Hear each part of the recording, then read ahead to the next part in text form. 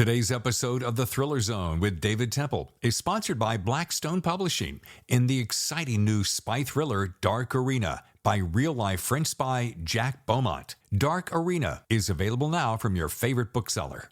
Hello and welcome to The Thriller Zone. I'm your host, David Temple. On today's 173rd episode of The Thriller Zone, now in our 6th season, Jack Beaumont, former spy turned author, is going to discuss his world of experiences and how they have influenced his writing. Join me as we discuss his first breakout thriller, The Frenchman, and now his soon-to-be next smash hit, Dark Arena. As always, you've got a front row seat to the best thriller writers in the world, right here on The Thriller Zone. We're going to be talking about Dark Arena here on the show. Have you heard the show at all? Have you had a chance to take it? Okay, good. Had a look. Well, very excited to have you. And you are in, let's see, where are you calling from today? I'm in Australia, but at the moment I'm in Canberra because I still work for defense, so everything happens in Canberra. Oh, gotcha. So you're not an author full time? Unfortunately not. Hope one day I will, but for the moment I'm still working. Well, dude, and may I call you dude? Sure. All right. Should I say it? How would I say that with a French accent? Dude? Yeah, we are not all speaking like Pepe the Pew. You know that. You're not what? We are not all speaking like Pepe the Pew. You know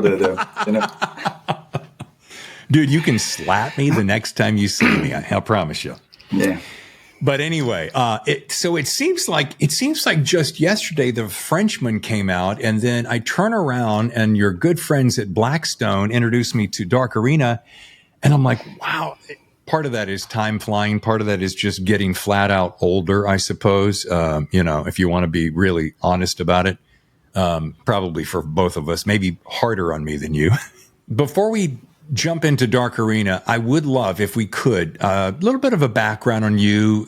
You could call it some intel, if you will. Now, let's talk about the first book, The Frenchman. This is going to tee it up for my audience. It launched your career at Blackstone Publishing in this series. So I want to step back and I want to go, what is that experience that has informed your vast knowledge of being able to write such a gripping spy thriller? And folks, I got to tell you right out of the gate, it grabs you by the throat and you can't let go. Well, that's pretty simple. I used to be a spy. Basically I started as a fighter pilot in the French Air Force. So I used to be specialized in dogfight, air-to-air combat. So I was flying single seaters for dogfight. And I was engaged in a few combat missions. And then I had a flying accident, injured my back. Then I was moved to Special Forces, and I did a few years in Special Forces. I participated to the hunt of the Serbian war criminals in the Balkans. And then I was picked up by the French Secret Service, so DGSE, the equivalent of the CIA, and internally selected to be on the field. And then I did 7-8 years clandestine operations under false identities in various countries. So I had 5 different IDs on which I was turning all the time for each mission. And so globally, I did a bit more than 100 missions, which means I had a bit more than 100 different identities. And so I decided to leave the company in 2014. Because basically it's a very, very dark job. So it has a heavy psychological toll. And so I decided to leave the company. And then in 2018, I was still having, nightmares and PTSD and, chasing ghosts in the middle of the night in my house, walking around the house, checking every door, every window, in the dark, in the middle of the night with a knife in my hand, and sitting on the couch in the living room waiting for someone to come in, because that's what I used to do to the others. So I was expecting someone doing it to me. And then a friend of mine said to me, you should write it down. It would help you. Psychologically, it would really help you if you write it down and you unload everything from your mind to a paper. And that's how I started to write The Frenchman. So that's why it's so realistic. It's because it's basically based on real experiences, and I wrote it thinking that no one was going to read it, and then it became a bestseller. So yeah, that's the story. All right. Well, I got to unpack this in small bites, because first, let me back up. First of all, I'm just trying to imagine. And as I was reading this book, I was trying to imagine what it's like to be in your shoes. So we're going to mention this in a second about being a spy, but the PTSD and I think what grabbed me the most was the multiple characters. And I'm following this character and I'm going, wait a minute, he changed his name. Oh, he changed it again. Oh no, he changed it again. And I'm thinking to myself, in reality, how does one keep the characters straight? It's very hard. Well, you need, of course, some training, and at the beginning you don't have, you don't have so many identities, but it's really hard, and it's also very hard because you have to really be, in the character basically of this false identity. It's not just a name. So you have to all the work to do, which is called gardening, where you have to prepare your false identity. So, for example, the place where you are meant to live, you have to spend some time in this area, in the city where you are meant to live. So you need to befriend the guy at the coffee shop around the corner, the hairdresser, the guy who is selling his fruits and everything. So that if you get caught in another country, and if someone comes and check your identity, and it walks around with the picture of you, then all those people have to say, oh yeah, I know him. His name is this, and he lives here around the corner.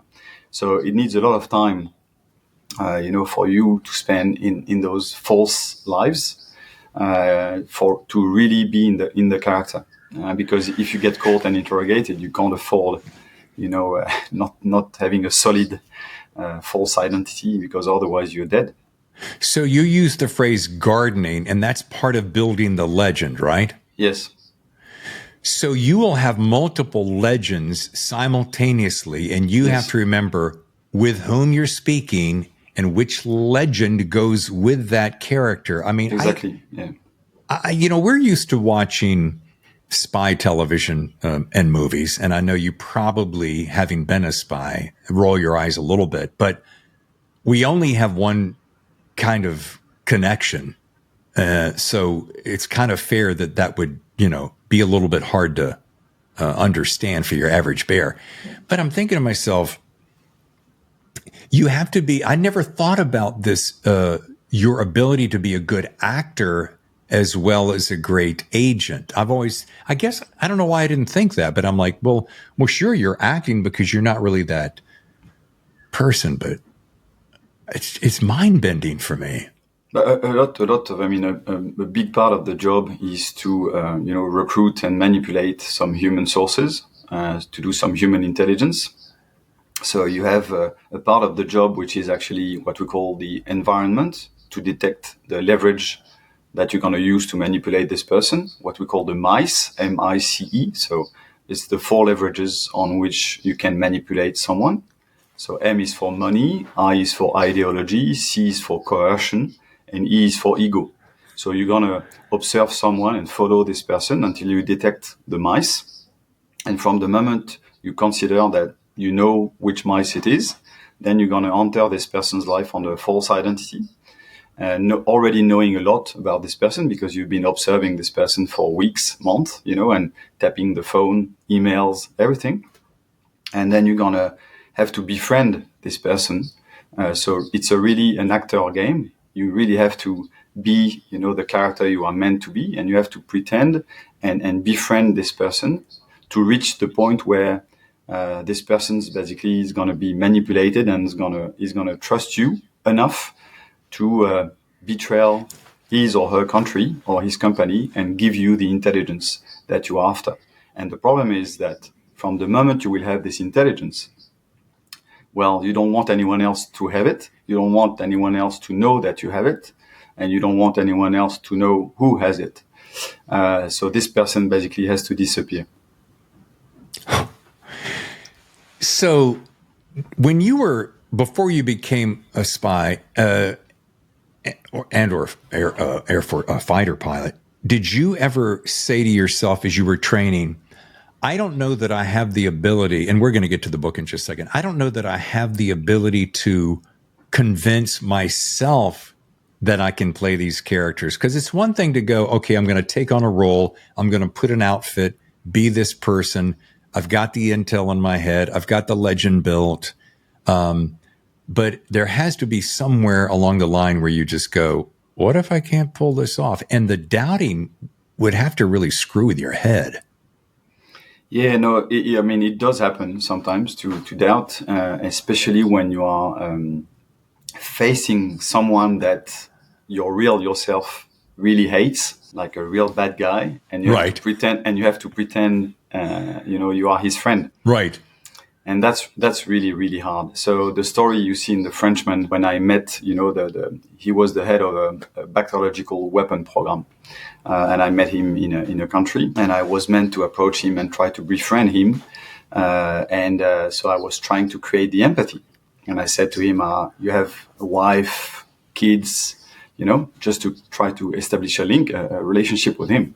And he said, no, with what I intend to do of the world, I prefer not to have kids. So he was like a real Nazi, like he was crazy. He really wanted to kill the whole world.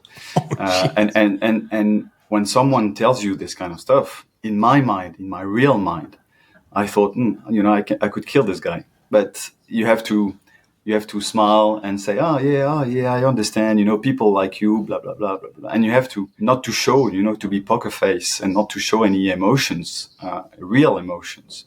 So you have to really convince yourself that you are this someone else with those other emotions and this other mindset. So which is very dangerous, because at the end of the day, you are losing yourself. You are losing who you really are, by forcing your soul and your spirit to be someone else. And then when you come back and you have your wife and your kids, you end up playing another character, which is your real yourself. I think the one thing that kind of keeps flipping around in my head is you said it's so dark, and that you're still working, and you want to. There has to be a part of your psyche that wants to step out of that. Then my head switches to, you are the personification, Jack, of writing what you know. Now we're gonna talk. We talk to people on the show all the time that they write about military thrillers. They write about political thrillers. Some of them have never been in the military, never been into politics.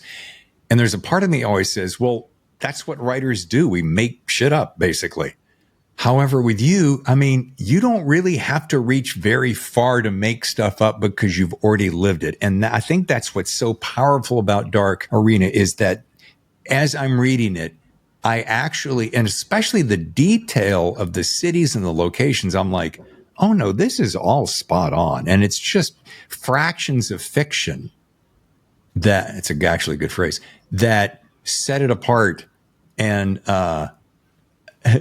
your ability to master that with only 2 books. And I say this, and it sounds so cliche when I say it, I can't believe it's your second book, but books like this have made me even bigger fans of spy stories. And we love spy stories. You've done something here with this book that has taken it to the next level. So kudos to you. Yeah, thanks. But it's in a way, I've been cheating in a way, because it's the main character is, because I wrote, to expel my PTSD. The main character is me. So all those emotions that you feel when you're reading those books, The Frenchman or Dark Arena, are actually, the real emotions I had being on the field. Like, for example, you have, the infiltration on a boat in Dark Arena. I really did this. I was trained for a few, days to be a waiter on a boat for a few days. And I really had to do this, So all those pieces of the book, compared to another writer who would create the story, I'm inspired by my real experiences, so I'm cheating in a way, because it's just simpler for me just to talk about what I've been going through. And Jack, I know Jack's not your real name, but you can tell me. I'll keep it a secret. What's your real name? Jack. Okay, got it. We'll be right back. Today's episode is sponsored by Blackstone Publishing and the new novel Dark Arena, a high-stakes spy thriller that could be ripped from today's headlines. When a deadly conspiracy aligns the West against Russia, espionage operative Alec DePayne must infiltrate the enemy during a secret meeting, sending him on an action-filled manhunt across Europe to prevent an international catastrophe. Written with superb action and authentic spycraft by real-life French spy Jack Beaumont, Dark Arena delivers plenty of chillingly plausible details in an intense, addictive, and captivating plot. Dark Arena is available now from your favorite bookseller. And now, back to the show. Does your family, since you just mentioned that, does your family ever look at you sometimes? And I'm trying to picture you at the dinner table, and you're still operating in a little bit of legend, and your kid asks you a question, and you answer in the legend, and he or she looks at you and, Papa, come on. It's us. Well, when I was in the company, they didn't know I was in the company. For them, I was still a fighter pilot, but at the headquarters of the Air Force in Paris. They didn't even know my background in special forces, so they only realized when the first book, The Frenchman, came out. And just before The Frenchman came out, I said to my wife, I have to tell them before the book comes out. I have to tell them myself. I don't want them to, discover through the book. And she said, "Oh, okay, but don't make a big fuss out of it. Don't don't tell them it's James Bond. Just tell them that it's a really, really shitty job." So I said, okay. And so I grabbed them. And I said, you always ask me, what I was doing, what was my job when we were living in Paris.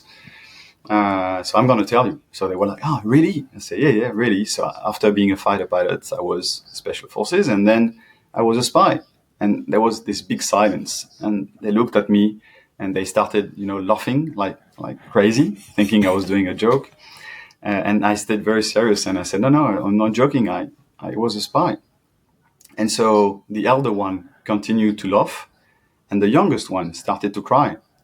And I said, why are you crying? And he was, at that time, he was like 12 or something. And I said, "Why are you crying?" He said, because now bad guys are going to come after us and after our family. And I said, "No, that's not possible. That's not how it works." And he said, "Why?" And I said, "Because they're all dead."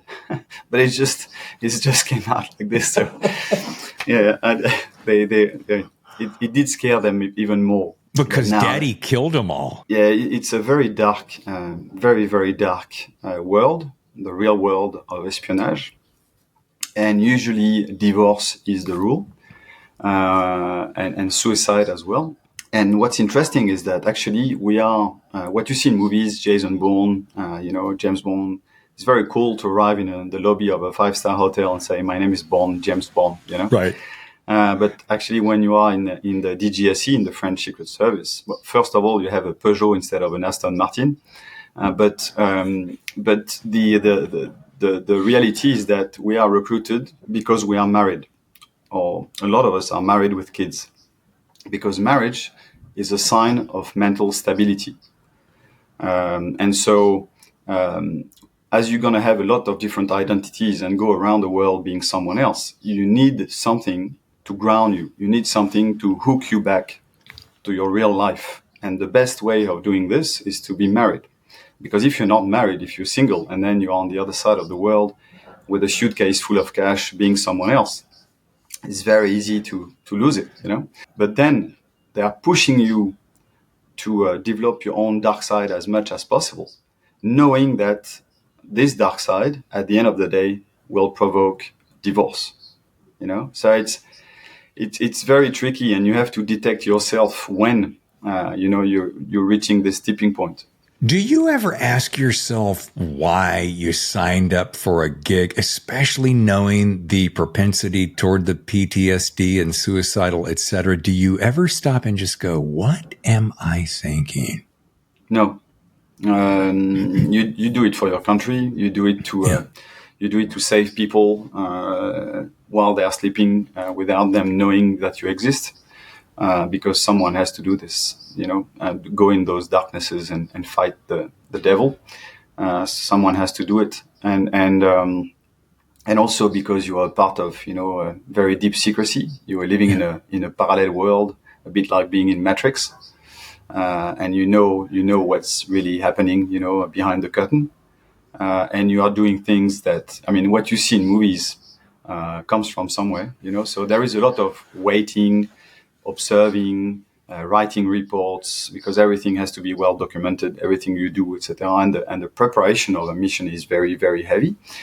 So there is a lot of, let's say, boring moments, but there are some moments where, yes, you're jumping out of a plane in the middle of the night after having thrown a jet ski, So there are some James Bondy moments, but they are very rare. Intelligence, the real intelligence, is slow and very dark, and you see the worst of the human nature and the worst of yourself, actually. This is probably one of the most intense interviews I've ever had because my mind is racing. There's a profound respect and appreciation, and then there's a sorrow for what you have been exposed to and how it affects you and your family. But there's a fascination, I think, because I grew up, as you and I were probably, well, I'm sure I'm older than you are, but we grew up with some of those same movies that we love the action and the thrill a minute. The difference being you've lived it, and I've only sat stuffing my face full of popcorn and cold beer, imagining what it would be like. It's like being a fighter pilot. Before being a fighter pilot, my favorite movie as a kid was The Right Stuff. Oh yeah. And so that's why I wanted to become a fighter pilot. I wanted to be a part of those guys. I wanted to be a part of that tribe. So I became a fighter pilot. And when one morning my CEO said to me, "Well, Monday morning you're gonna take off and go to a real war mission," and then you realize what a fighter pilot is, and it's not what you see in movies. When before joining, you don't realize the psychological toll it will be, and you don't realize that actually when you are in the normal, let's say, military, when you finish your mission and when you come back, you can have holidays, you can have weekends, because the bad guys you've been fighting over Afghanistan, for example, they're not going to chase you in your hometown over the weekend. But in intelligence, it never stops. You can't have a weekend, you can't have a holiday. So even when you come back from a mission and under false identity, and then you become yourself again and come back home, everyone is a potential enemy. Everything is a potential threat when you walk in the street with your wife and your kids. So it just never stops. So it's like a war mission of 8 years psychologically. It's like a war mission of 8 years because you just never stop. The threat can come from everywhere at any time. So the paranoia level is very, very high. And the psychological impact is permanent. But I'm going to sound like an idiot when I say that, but just bear with me. People get used to it. You look and you seem like such a normal, average guy. You could be a banker, you could be, an accountant, and That's why I was a spy. I can look anything. I know. It's just amazing to me. Okay, before I move on, and some people call it an elevator pitch, some people call it a byline, a log line, but I would like for you, so that because you know all the intricate details and I don't, and while I enjoyed the ride, I don't want to give it away. Can you give me a little fast pitch on what this fabulous book is about? Dark Arena is just a rip-roaring read. Well, actually, it's a spy novel. Yeah. First, and basically shows, let's say, what could have happened behind the scenes to reach the situation between Russia and Ukraine. So it's let's say highly realistic, highly actual, topical, and with a very detailed spy plot and very detailed spy methodologies, with a real spy life, having to juggle with the family and balance the family and the job and those darknesses of the job and the supposedly joyful moment of the life with the family. All this in the context of gas battle on the Mediterranean Sea, which brings us to the situation between Russia and Ukraine. People love to use this phrase, Jack, especially when they're advertising books of this nature, ripped from the headlines. And this is one time that it is the personification of ripped from the headlines. I mean, it almost as though you wrote this last month. Well, actually, I wrote it I started almost 3 years ago. And because I really worked on this kind of topic, and actually my ending normally was Putin invading Ukraine, and on the first draft, and then it did happen. So the publisher called me and said, "Well, you have to find a new ending because it's not fiction anymore." So I had to find a new ending. So it's very topical. Yeah, this one's better, by the way. I want to know this for folks who are getting introduced to you and our good friends at Blackstone Publishing. Would you say that it is better, or you must read The Frenchman first, or can you just jump in with Dark Arena? No, you can start with Dark Arena. So it's a series. So it's the same characters in The Frenchman and in Dark Arena, but it's a different mission. It's a different story. If you start with The Frenchman, of course, you will have a better understanding of the characters, maybe, but you can start directly with Dark Arena, of course, without any issues. Yeah. And then go back to The Frenchman. Of course.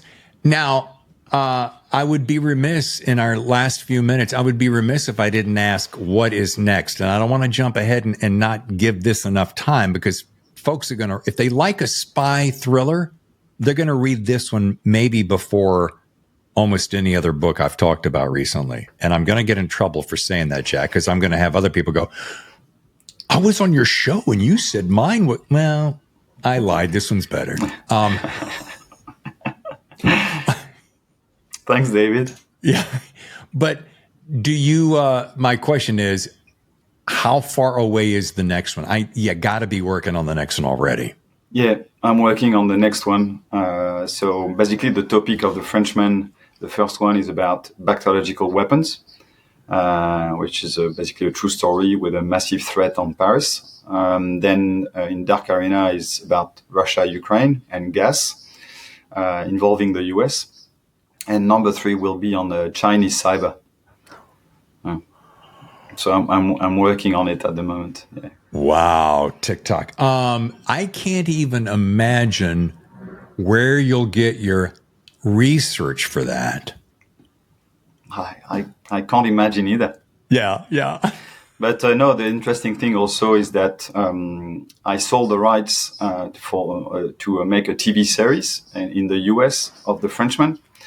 And the funny part is that actually the people I sold the rights of The Frenchman to are the 2 sons of John Le Carre.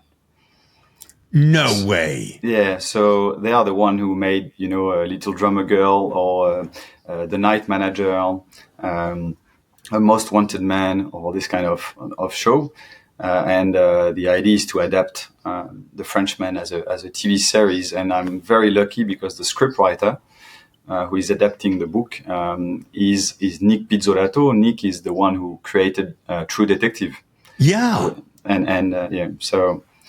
So if he's making a True Detective of espionage, it would be just fantastic. So I'm very lucky, and they are really fantastic people to work with. So I'm very lucky. Boy, I don't say this phrase very often, but holy shit, that's amazing. We'll see if it happens. We'll see if it happens or not. Side note, I'm sure you're a content consumer. Is that safe to say? Yes? Yes. Have you enjoyed the True Detective series? Oh, yeah. Yeah. The first season is just, it's just crazy. Yeah. I love it. Yeah. Season 1 was in a category by itself. Yeah, exactly. I agree. Yeah. Season 2, I had to go back the second time because one of the actors who play a bad guy, John Lindstrom, was on the show last week, and I had kind of washed through season 2, but after having met John and had him on the show, and the way he sang the praises of Vince Vaughn, I had to go back and watch it again, and sure enough, it was better the second time. And so now we're trying to catch up with Mahershala Ali on 3, as we are also simultaneously watching 4, which is mind-bending. Yeah, three is crazy. Yes, 3 is amazing as well. Yeah, I can't wait. Yeah. But here's my point. Kudos to you. Golly day, I cannot be happier for you. I hope it comes true because you're standing at the feet of giants, Jack. Yeah. Well, you need to. That's what I understand now. But you need to really line up a lot of planets to make it happen in Hollywood, apparently, and there are moving parts, moving planets all the time. So it's really hard to line up everything. And of course, I'm not the one trying to do it. I'm just an observer, and it looks like it's very hard. And I hope that all those planets will, manage to be well aligned at some point. From your lips to God's ears. I would say this, my best piece of advice to you is patience, because having worked in LA, Hollywood 3 different times, nothing happens fast. No. I think if there was something written on the tombstone of Hollywood, if Hollywood were to die, it would say, yeah, we didn't do anything fast. Well, I can be very patient, so that's okay. Well, I would think in your job, especially when you're building your legends, et cetera, and you're building your worlds, you can't rush any of that. You can't rush a detail because you're operating with one mind. This is what blows my mind about you, Jack. You're operating with one mind while simultaneously performing through a different mind, trying to read the mind of the person in front of you. Man, talking about ADD, thank God you're not ADD, I suppose, but it's impressive. Thank you. Honestly, I mean, I just hope that people in the US will read my books and Dark Arena or The Frenchman, because it is just also to share this experience. And I'm sure that, for all different reasons, we all have traumas in our lives. Some people is because of their childhood, and some people because they were in the military, or, we all have different lives and different reasons to have traumas. And the fact that I'm sharing my own experience and my own PTSD through those books, through espionage novels, I hope it will, potentially help people to take a bit of distance with their own, issues or trauma, and see that, something else exists in the world. I commend you for that, because I don't hear that very often. I don't hear people say that I write my books to help others get through a tough time. I think that's a first on this show. I want to make sure I'm scouring my memory. Yeah, I have not heard that before, and it triggers a couple of different thoughts, and I commend you on that. And wow, it's good, because there's a humanity to that supersedes just the entertainment value. Yeah. All right. As we wrap, because I know you're on a tight schedule, I want to ask you something. Now, I know you're only 2 books in, The Frenchman and Dark Arena, but what would you give my listeners and my viewers who are aspiring writers? What's that best piece of writing advice, especially woven through the mind of someone who really has lived it? Write with your heart, not with your mind. For a book to be a good book, or for a reader to enjoy reading a book, you need to feel emotions. It's like when you watch a movie. If the movie is plain and without any emotions, you're not going to enjoy it.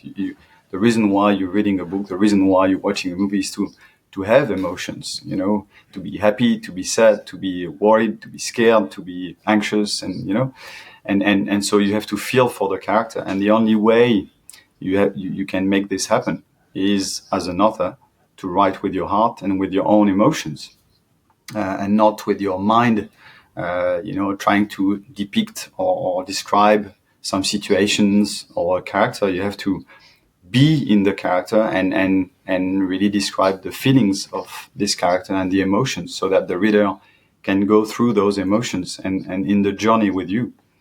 Wow. I think that's the good thing to do. That is so superb. Well, Jack, once again, big congratulations for Dark Arena and the Frenchman. Thank you so much for showing up and spending the time with us. It's been an honor. Thank you, David. I'm very glad you got me in your show, and thank you for your interest in my book, in my books. And look, I just hope that your audience in the US will enjoy reading it. I think they will. And folks, if you'd like to learn more about Jack, go to jackbeaumontofficial.com. And I want to take this moment to say a special thanks to our good friends at Blackstone Publishing for not only introducing us to you, but for providing such superb reading content to our audience time and again. Thanks, David. Thanks again. Your front row seat to the best thrillers. The Thriller Zone.